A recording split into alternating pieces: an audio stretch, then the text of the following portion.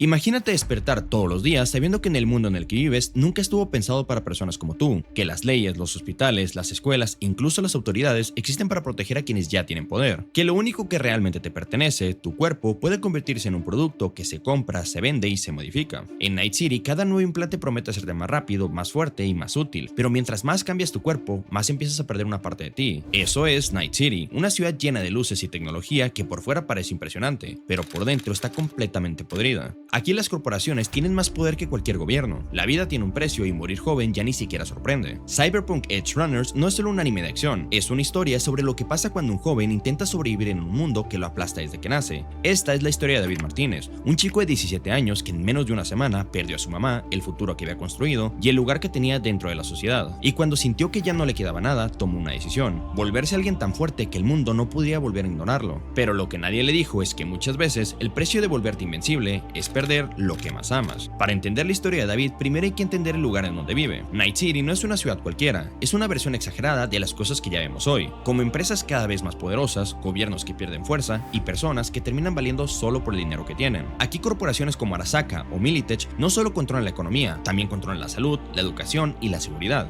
Por ejemplo, si sufres un accidente, el famoso Trauma Team solo va a ayudarte si pagaste un seguro corporativo. Si no lo tienes, simplemente seguirán de largo, aunque te estés muriendo frente a ellos. Así de simple. En este mundo, hasta tu vida depende de cuánto dinero tengas. La tecnología también cambió por completo el cuerpo humano. Los implantes cibernéticos, o mejor conocidos como cromos, permiten aumentar la fuerza, la velocidad, los reflejos e incluso hackear sistemas con la mente. Uno de los más famosos es el Sandevistan, un implante militar que hace que el usuario se mueva tan rápido que todo a su alrededor parece estar congelado. Pero toda esa tecnología tiene un precio. Mientras más implantes tiene una persona, más cerca está de sufrir una ciberpsicosis. La ciberpsicosis te hace desconfiar de todos los humanos, hasta tus recuerdos y emociones se distorsionan por completo. La violencia se convierte en la respuesta automática, y al final esa persona deja de ser una persona para convertirse en una amenaza pública, que los MaxTags, unidades policiales especiales, neutralizan con una eficiencia letal. La ciberpsicosis no solo existe para hacer más interesante la historia, también funciona como una metáfora. Nos hace pensar qué ocurre cuando una persona deja de verse a sí misma como un ser humano y empieza a verse como una herramienta que solo sirve para producir, competir o ser mejor que los demás. Y aunque esto pueda parecer un problema exclusivo de Night City, en realidad refleja algo que también podemos observar en el mundo real. Y de hecho, esta idea conecta muy bien con lo que el psicólogo Philip Zimbardo descubrió. Según él, cuando las personas sienten que pierden su identidad, también pierden una parte de su empatía. Les cuesta más conectar con los demás y la agresividad aumenta. Eso es exactamente lo que representa la ciberpsicosis. Mientras el cuerpo se vuelve más fuerte, la persona empieza a perder aquello que lo hacía humana. Y los Edge Runners viven al margen de todo ese sistema. No trabajan directamente para las corporaciones, aunque casi siempre terminan haciendo negocios con ellas. Son mercenarios, roban información, protegen clientes, eliminan objetivos y aceptan los trabajos que nadie más quiere hacer.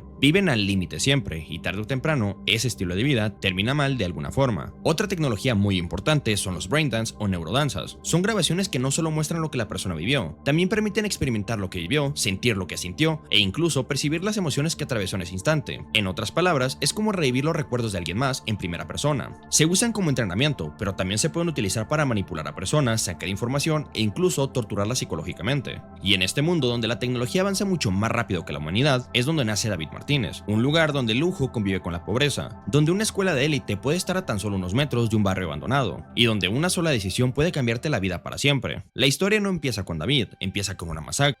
En plena noche, un militar llamado James Norris pierde por completo el control después de entrar en ciberpsicosis. Comienza a disparar contra todo lo que se encuentra a su paso, activa su Sandevistan y empieza a moverse tan rápido que ni los policías pueden reaccionar, pero al final Max Tax logra detenerlo hackeando sus implantes desde el exterior. Y esta escena, más que un contexto, es una advertencia, porque Norris no solamente tenía entrenamiento militar excepcional, tenía tecnología de última generación y prácticamente todo el poder que alguna persona podría tener en este mundo, y aún así terminó siendo destruido por aquello que lo hacía tan fuerte. Pero entonces descubrimos que todo lo que vimos era un braindance, una grabación de los recuerdos de Norris que David Martínez estaba viendo desde su pequeño departamento. Después de eso, al día siguiente empiezan los problemas. Su uniforme de la Academia Arasaka quedó mojado y ya no hay tiempo para secarlo. Y esto puede parecer un detalle sin importancia, pero refleja muy bien la vida que lleva él y su mamá. Gloria Martínez trabaja como paramédico para poder pagar una escuela que apenas si puede costear. Hace todo lo posible para darle un futuro mejor a su hijo, aunque el sistema parece estar empeñado en ponerle obstáculos a cada paso. Mientras desayunan, las noticias hablan de la muerte de Norris y de la desaparición de su equipo militar. Gloria se queda seria al escuchar esta noticia, aunque David todavía no entiende la razón. Cuando llega a la Academia Arasaka sin el uniforme reglamentario, el profesor, que en realidad es una inteligencia artificial, lo regaña frente a todos. Después de eso aparece Katsuo Tanaka, el hijo de los ejecutivos más importantes de Arasaka. Él empieza a burlarse de David porque sabe que viene de una familia con menos dinero, y como él creció en una familia con muchísimo poder, normalizó el despreciar o tratar como menos a las clases por debajo de él. David intenta usar un programa ilegal para seguir el ritmo de la clase, pero el software falla y termina expulsado de la sesión. Más tarde, David y su madre son llamados a la oficina del director. Ahí queda claro cómo funciona este mundo. El director no habla de las capacidades de David, habla del dinero. Recuerda a Gloria que tiene pagos pendientes y prácticamente le da a entender que su hijo no pertenece a esa escuela. Ella le promete conseguir el dinero, aunque sabe que apenas puede mantenerse a flote.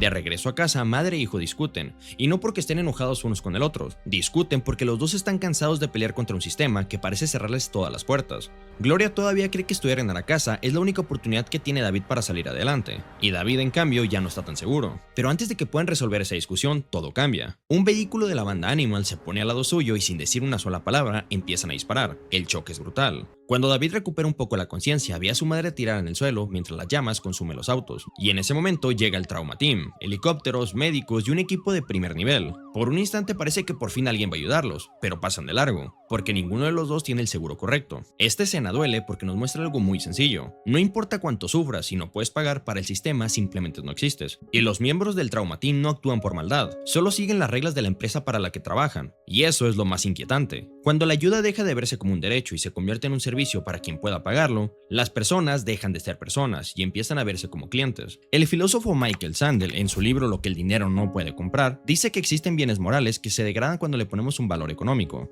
La salud de emergencias es uno de ellos, y lo que vemos en esta escena es exactamente eso, la degradación moral de algo esencial y convertido en un simple contrato privado. David logra cargar a Gloria y llevar a un hospital mucho más sencillo. Los doctores hacen todo lo posible por salvarla, pero solo sobrevive esa noche. Todavía sin procesar lo que le pasó, David regresa a su apartamento, pero cuando llega descubre que ya no puede entrar. Lo bloquearon por no pagar la renta. Entra por una ventana y mientras revisa las cosas de su mamá, encuentra algo que cambia por completo su destino: el Sandevistan de James Norris, el mismo implante militar que apareció en las noticias como desaparecido. Gloria lo había guardado todo ese tiempo, y ahora está en las manos de David. Pero como si no fuera suficiente, Katsuo lo llama por teléfono, pero no para darle un pésame. Lo llama para burlarse de él. Incluso se ríe de la muerte de su madre porque sabe que nadie le va a hacer nada. Y es en ese momento, estando completamente solo, con las cenizas de Gloria a un lado y el Sandevistan de la otra mano, cuando David toma la decisión que cambiará toda su vida. Va a implantárselo. Y es que perder a alguien siempre duele, pero cuando además de perder a esa persona, también pierdes el futuro que imaginabas junto a ella, ese dolor puede convertirse en algo mucho más profundo, porque a veces no solo sufrimos por lo que se fue, también sufrimos por todo lo que pudo haber sido y nunca será. Y eso es exactamente lo que está viviendo David Martínez. De un momento a otro siente que su vida dejó de pertenecerle y que el mundo está decidiendo por él. Por eso ponerse el Sandevistan no solamente es un acto de rebeldía, es su forma de recuperar el control sobre algo, de demostrar que aunque haya perdido casi todo, todavía puede decidir quién quiere ser. Pero la operación para ponerse el implante no tiene nada de simbólico, es real y también muy peligrosa. Doc le advierte que ese implante fue diseñado para un soldado adulto con un cuerpo mucho más resistente. Le dice que usarlo podría matarlo, pero a David ya no le importa nada, solo quiere que lo haga. Al día siguiente vuelve a la academia a casa. Todavía tiene manchas de sangre en la chamarra de paramédicos de su madre, no se la quita, es lo único que le queda de ella. Pero apenas entra, Katsuo vuelve a burlarse de él, pero esta vez David no baja la cabeza, activa su Sandevistan por primera vez. Todo a su alrededor parece detenerse. Mientras todos siguen inmóviles, David camina alrededor de Katsuo sin que pueda verlo, y cuando el tiempo vuelve a la normalidad, le da un solo golpe, tan fuerte que rompe el cristal que está detrás de él. Todo queda grabado por las cámaras de seguridad, y ese mismo día, David deja la academia para siempre. A simple vista parece una escena de venganza, pero en realidad significa algo mucho más profundo. Durante toda su vida, el sistema hizo como si David no existiera, y ahora, por primera vez, ya no pueden ignorarlo. Más tarde, mientras viaja en el tren, vuelve a encontrarse con una chica de cabello blanco que ya había visto varias veces por la ciudad. De repente descubre que está robándoles a los pasajeros, la toma del brazo para detenerla, pero la reacción de ella es mucho más rápida. Lo estrella contra la pared del vagón, y en cuestión de segundos escanea todos sus implantes. Así descubre que lleva un Sandevistan, pero en lugar de denunciarlo, le propone hacer un trabajo juntos. Su nombre es Lucy. Ese mismo día salen a robar juntos como equipo. Lucy se encarga del plan y David de ejecutarlo. Todo sale bien hasta que el esfuerzo pasa su factura. Después de usar demasiado tiempo el Sandevistan, David empieza a sangrar por la nariz y termina desplomándose. Aquí aparece otro de los temas más importantes de toda la historia. Muchas veces nos enseñan que si nos esforzamos lo suficiente podremos llegar a donde queramos. Y aunque el esfuerzo es importante, la realidad suele ser mucho más compleja. Porque no todos empiezan desde el mismo lugar, no todos tienen las mismas oportunidades y no todos pagan el mismo precio por avanzar. David trabaja más duro que que la mayoría, pero cada paso que da hacia adelante le exige sacrificar una parte de sí mismo. Y quizás esa sea una de las preguntas que plantea Cyberpunk. ¿Hasta qué punto el esfuerzo puede llevarnos al éxito cuando el sistema parece estar diseñado para empujarnos en dirección contraria? Y visto desde esa perspectiva, te hago una pregunta. ¿Crees que trabajar más duro, esforzarse más o ser más ingenioso que los demás es suficiente para alcanzar el éxito o no? Te leo en los comentarios. Más tarde, Lucy lleva a David a su apartamento. Todavía no existe un romance entre ellos, pero por primera vez David siente que puede hablar con alguien sin esconder lo que siente. Lucy toma la chamarra de paramédicos de su madre y la modifica para que en la espalda aparezca una sola palabra, Edge Runners. Le explica que así llaman a las personas que viven al límite, a quienes sobreviven por fuera de la regla del sistema. David le cuenta que nunca quiso estudiar en Arasaka, que ese era sueño de su madre, no el suyo, y Lucy simplemente le responde, tal vez ya era hora de que descubrieras cuál era el tuyo. Después comparten una braindance que recrea un viaje a la luna. Durante unos minutos, David olvida por completo Night City. No hay deudas, no hay violencia, no hay implantes. Solo existe la tranquilidad de estar con alguien que no espera nada de él. Pero ese momento termina de golpe. La puerta se abre violentamente. Es Maine, el líder del grupo de Lucy. Llega exigiendo que le devuelvan el Sandevistan, porque ese implante ya tenía un dueño.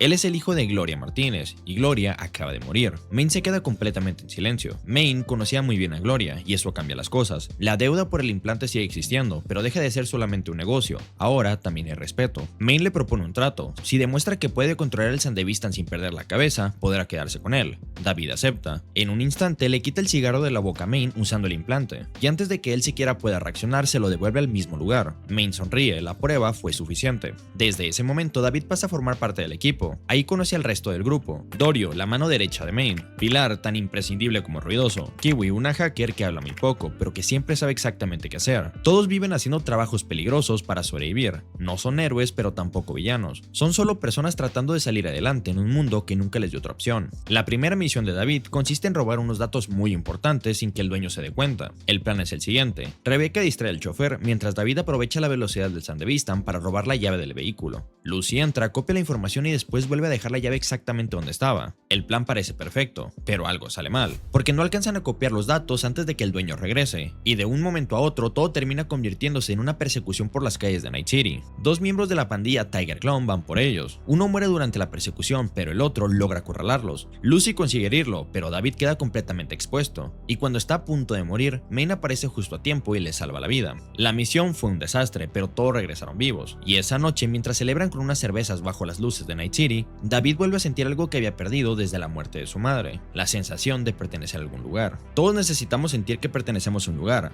Abraham Maslow decía que después de cubrir nuestras necesidades más básicas, lo siguiente que buscamos es sentirnos aceptados y formar parte de un grupo. Eso es exactamente lo que encuentra David. Maine y los demás no solo le dieron un trabajo, le dieron una familia cuando había perdido la suya. Sin embargo, Maine también le hace una advertencia. Si quiere seguir usando el Sandevistan, va a necesitar más implantes, y eso significa pagar un precio, porque en Night City, mientras más fuerte te vuelves, más cerca estás de perderte a ti mismo. Mientras todos celebran, aparece Faraday. Es el intermediario que conecta a los mercenarios con las grandes corporaciones. Siempre habla con calma, nunca muestra lo que piensa, y da la impresión de que está calculando cada palabra que sale de tu boca.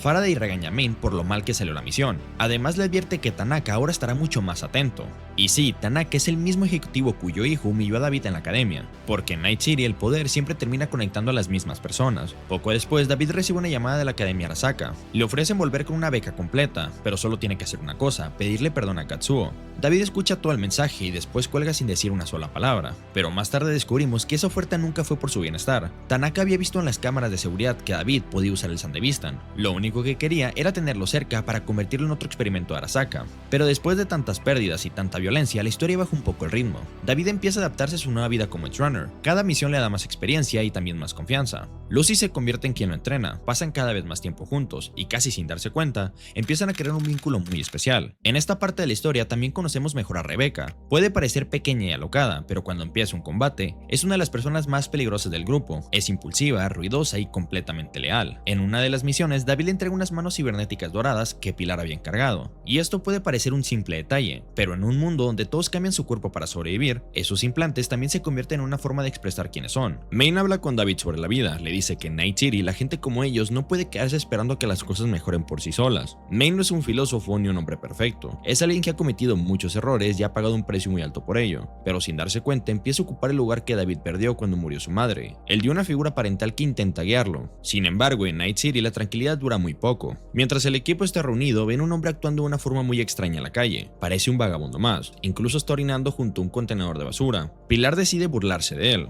pero en cuestión de segundos todo cambia. Ese hombre era un ciberpsicópata. Saca un arma y le dispara directamente en la frente. Pilar muere al instante. Todo ocurre tan rápido que nadie alcanza a reaccionar. David se queda completamente inmóvil y no porque sea un cobarde. Su mente simplemente no puede procesar lo que acaba de pasar. Hace apenas unos días perdió a su madre y ahora ve cómo alguien muere frente a sus ojos sin que nadie pueda hacer nada. Lo único que logra sacarlo de ese estado es ver a Lucy en peligro. En ese momento deja de pensar en él, solo quiere protegerla. Por primera vez toma un arma, dispara contra el ciberpsicópata y logra detenerlo. Después May le da el tiro de gracia para asegurarse de que todo haya terminado. La reacción que tuvo David es mucho más normal de lo que parece. Cuando una persona vive una experiencia extremadamente traumática, el cerebro no siempre responde peleando o escapando, a veces simplemente se queda congelado. Es un mecanismo de defensa que explica el psiquiatra Bessel van der en sus estudios sobre el trauma. Y hay algo todavía más interesante de esto. David no logra moverse para salvarse a sí mismo, se mueve para salvar a Lucy. Eso demuestra el enorme poder que tienen los vínculos emocionales. Muchas veces cuando sentimos que ya no tenemos fuerzas para seguir,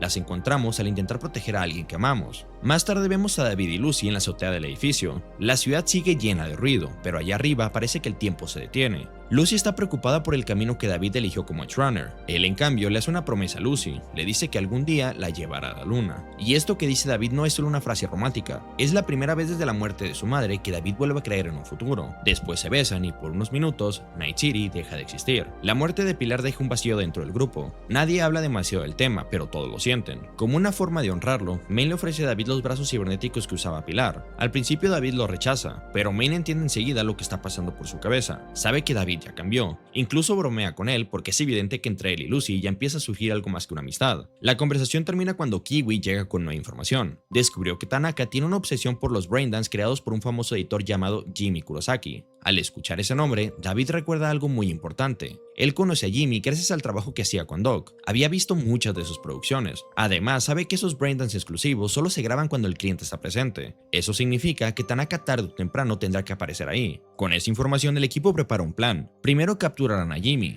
después lo usarán para traer a Tanaka. Pero las cosas no salen como esperaban. Jimmy demuestra ser mucho más peligroso de lo que parecía. Activa un arma EMP que deja fuera de combate a casi todo el equipo y secuestra a David. Lo lleva a un estudio y lo conecta a un braindance muy diferente a los demás. David revive los últimos minutos de James Norris antes de perder completamente la razón. Siente su miedo, su desesperación y también experimenta cómo la realidad empieza a romperse frente a sus ojos. No es un simple video, es una tortura diseñada para destruirlo mentalmente. Por suerte, Lucy y Dorio llegan justo a tiempo. Lucy hackea los drones de seguridad. David consigue liberarse y Jimmy, al ver de lo que ella es capaz, decide rendirse. Pero antes de hacerlo le dice algo que David no quiere escuchar. Le cuenta que ha conocido a muchos jóvenes que también creían poder controlar los implantes militares como el Sandevistan. Ninguno terminó bien. Muchos acabaron convirtiéndose en protagonistas de estos braindance que él vendía.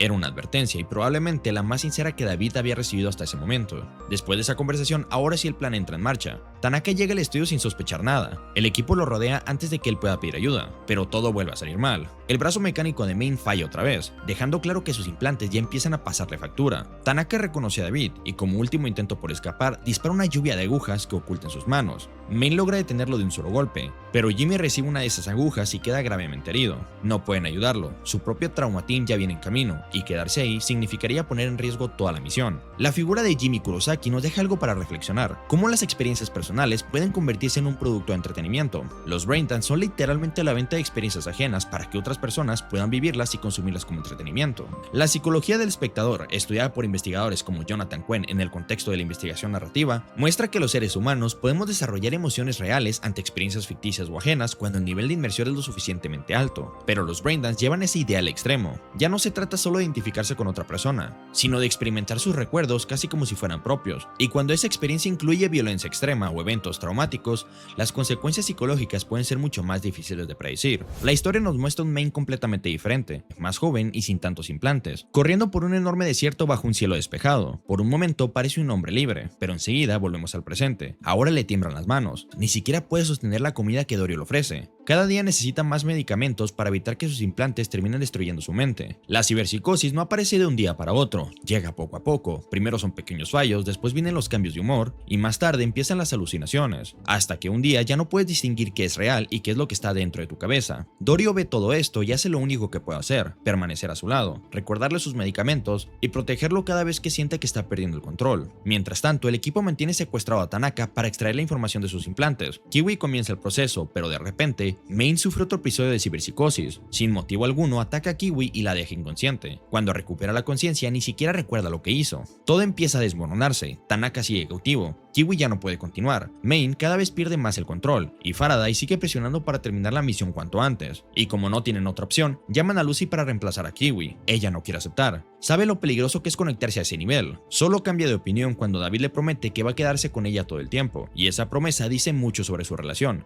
David no le asegura que todo saldrá bien, solo le promete que no tendrá que enfrentarlo sola. Mientras Lucy extrae los datos, Tanaka despierta, empieza a hablar con David, le confiesa que él fue quien aprobó la beca para que estudiara en Arasaka. Dice que había un enorme potencial en él, pero David ya no necesita escuchar eso. Ese sueño dejó de importarle hace mucho tiempo. Antes de morir, Tanaka alcanza a revelar algo importante. Militech está detrás de toda la operación. La información era verdadera, solo que llegó demasiado tarde. Mientras revisan los archivos, Lucy encuentra lo que estaban buscando, pero también descubren algo mucho más preocupante. Hay documentos relacionados con David. Todo indica que Arasaka lleva tiempo siguiéndolo y que el Sandevistan podría formar parte de un experimento mucho más grande. Sin decirle nada a nadie, Lucy descarga los archivos y después elimina toda la información relacionada con David. Pero en ese momento, el caos estalla. Main pierde completamente el control, Tanaka muere electrocutado, y el bloqueo que impedía llamar al Trauma Team desaparece. Y en cuestión de minutos llegan policías, el Trauma Team y todo un desastre. El equipo logra escapar, pero Main y Dorio se quedan atrás intentando llevarse el cuerpo de Tanaka. Pero ya es demasiado tarde. Dorio muere en medio del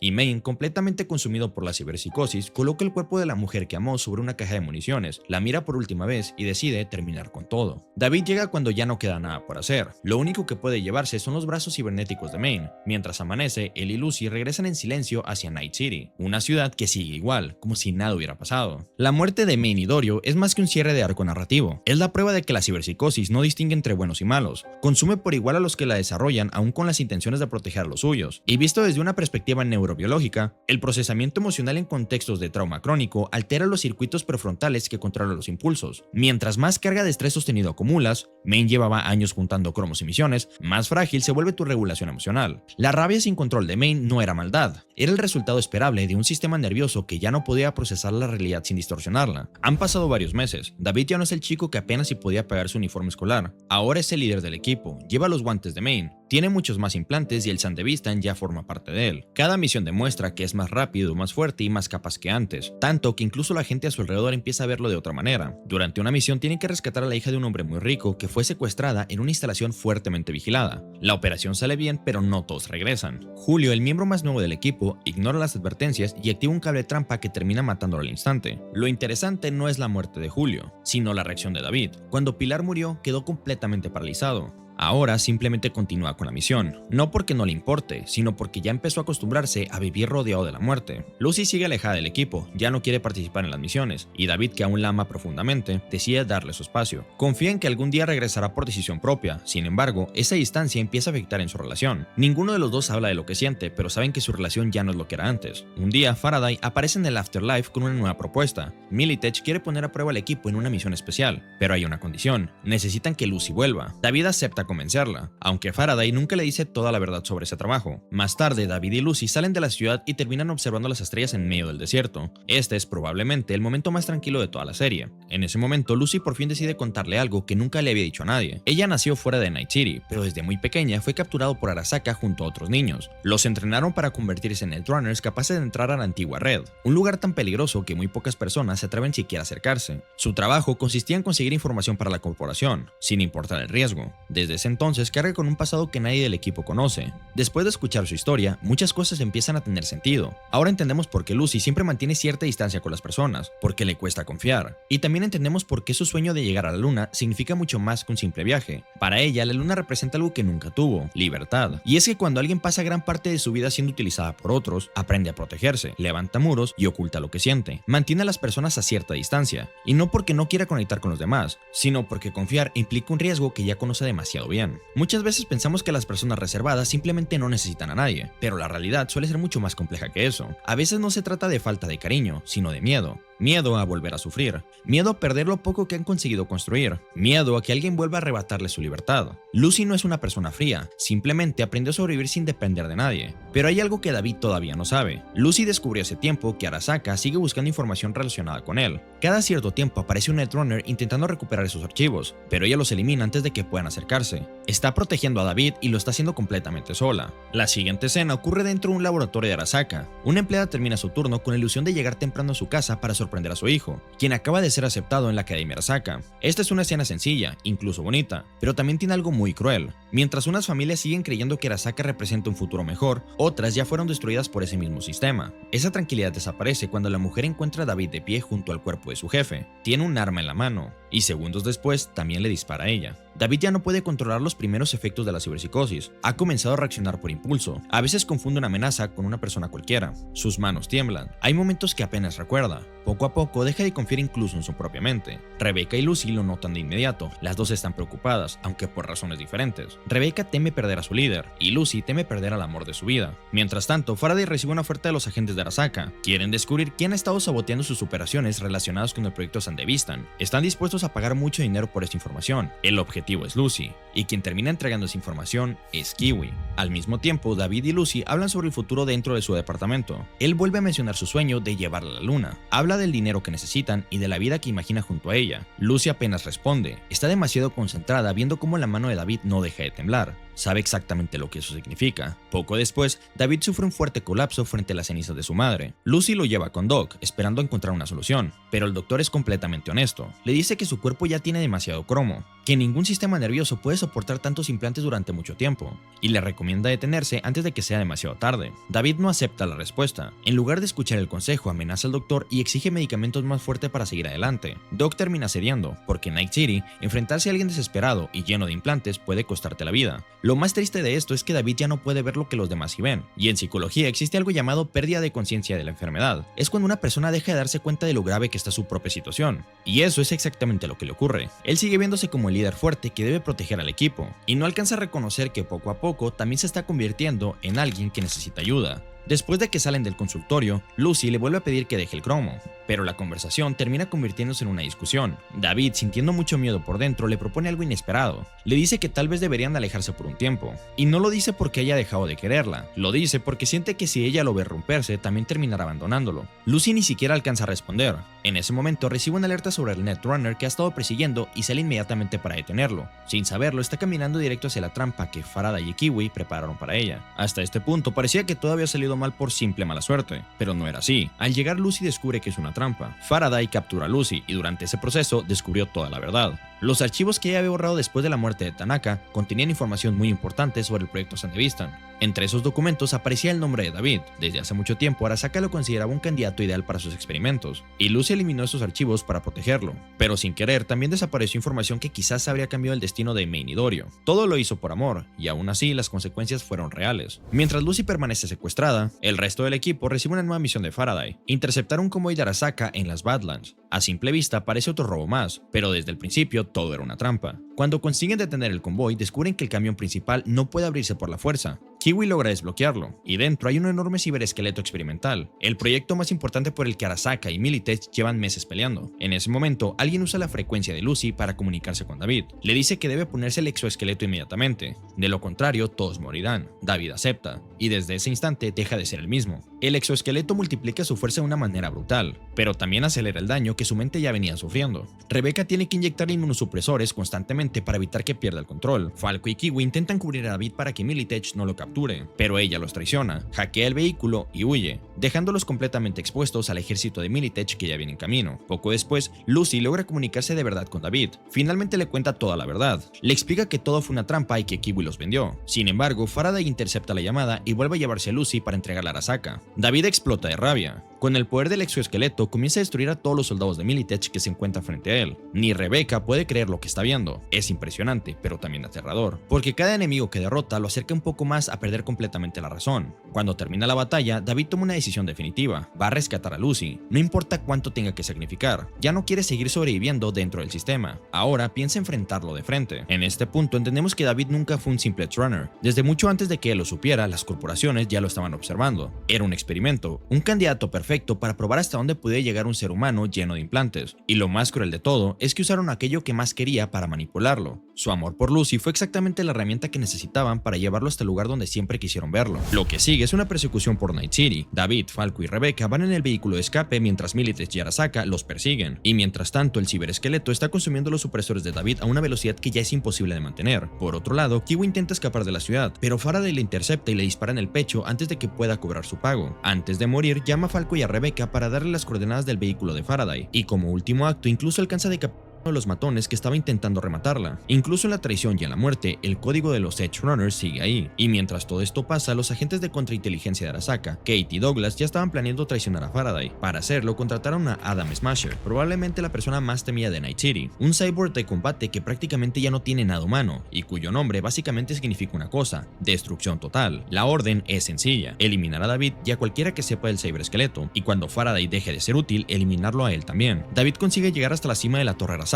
y ahí dice que finalmente cumplió el sueño de su madre, llegar hasta ese lugar y convertirse en alguien que Night City ya no puede ignorar. Pero es una victoria bastante vacía, porque David sabe que probablemente no va a salir vivo de ese edificio, pero aún así sigue adelante. Elimina a los soldados que lo rodean y finalmente encuentra a Lucy, la libera de Faraday, y cuando intenta dispararle a Douglas, Adam Smasher aparece y detiene el disparo. Faraday cree que ya ganó, tiene el ciberesqueleto y también tiene a Lucy justo enfrente de él, pero David usa una de sus habilidades de exoesqueleto para crear un campo gravitatorio alrededor de Faraday y le arranca una pierna. Es un momento de justicia bastante brutal, aunque dura muy poco, porque justo después Adam Smasher le dispara a David en el estómago, y entonces pasa algo que literalmente ocurre en el aire. El disparo de Adam lanza a David y a la camilla de Faraday fuera del edificio, y ese momento, por más extraño que parezca, termina siendo uno de los momentos más bonitos y más tristes de toda la obra. Lucy y David quedan flotando por un instante sobre Night City. David está al borde de perderse por completo, pero Lucy logra traerlo de vuelta con un beso. Con la luna de fondo, los dos dejan de hablar del mundo y empiezan a hablar de ellos. Lucy quiere que David sobreviva, y David en cambio le hace una promesa. Le dice que su único propósito ahora es llevarla a la luna, y en ese momento lo dice completamente en serio. Caen dentro del vehículo de escape. Rebecca intenta detener a Adam Smasher disparándole una y otra vez, pero no sirve de nada.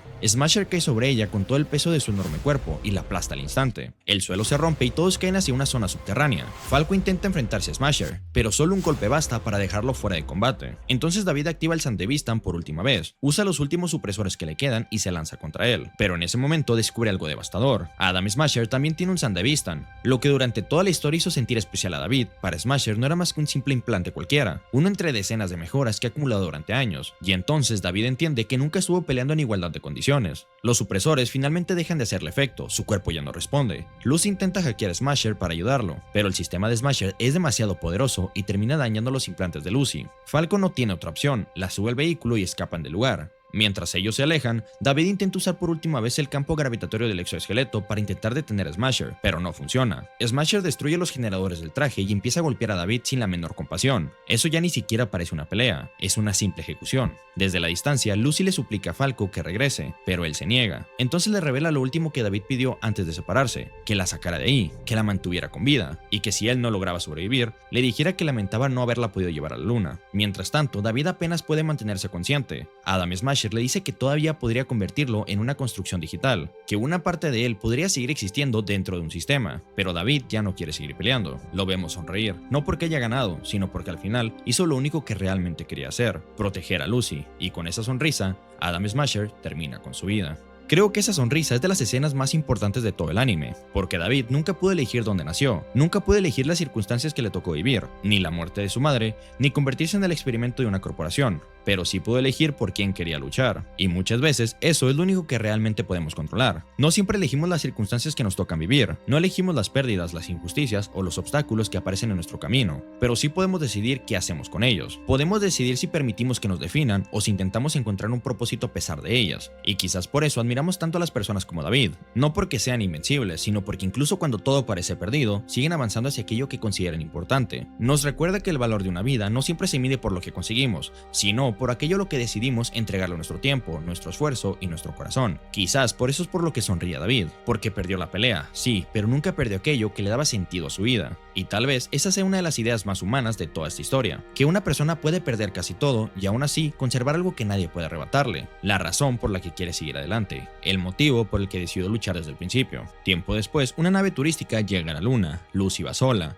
Tiene la mirada cansada, las ojeras de alguien que todavía sigue cargando con una pérdida muy grande. Camina hasta el mismo lugar que visitó con David durante aquel Braindance, el lugar donde por primera vez pudo imaginar una vida distinta. Entonces ocurre algo muy sencillo. Lucy recuerda a David, lo ve emocionarse con la luz del sol como un niño que estaba descubriendo el universo por primera vez. Ella permanece inmóvil unos segundos, después sonríe e inmediatamente esa sonrisa se mezcla con dolor. Ella cierra los ojos, levanta la vista hacia el sol, abre los brazos y por un instante es como si abrazara el recuerdo de David. Al final, Cyberpunk nunca fue una historia sobre implantes o tecnología. Es una historia sobre personas que intentan conservar su humanidad dentro de un mundo que constantemente intenta arrebatárselas. David nunca salvó Night City, nunca derrotó a Arakaza, nunca cambió el sistema, murió igual que muchos otros Edge Runners, joven y lejos de cualquier final feliz. Pero hay algo que hace que su historia sea diferente. A pesar de todo lo que le quitaron, nunca dejó que el sistema decidiera por completo quién era, porque cada vez que intentaron convertirlo en una herramienta, él encontró una razón para seguir siendo una persona, y esa razón siempre tuvo un nombre, llamado Lucy. La ciberpsicosis también nos deja una reflexión muy interesante. En el anime aparece como una enfermedad causada por demasiados implantes, pero fuera de la ficción puede representar muchas otras cosas, como por ejemplo personas que trabajan sin descanso, que reprimen todo lo que sienten, que viven creyendo que siempre tienen que ser más fuertes, más productivas o más exitosas, hasta que un día simplemente ya no pueden más. No siempre nos rompemos de golpe, a veces nos vamos desgastando poco a poco y cuando nos damos cuenta, ya no somos la misma persona que éramos antes. Main tenía razón cuando le dijo a David que necesitaba más cromos para sobrevivir. Dentro de este mundo eso era cierto, pero también era una trampa, porque cada nuevo implante lo acercaba un poco más al mismo destino que ya habían vivido Norris y el propio Main. David nunca logró escapar de ese destino, solo consiguió retrasarlo. Lucy sí llegó a la luna, no como imaginaba, pero llegó, gracias a la promesa que David hizo aquella noche mientras miraban el cielo de Night City,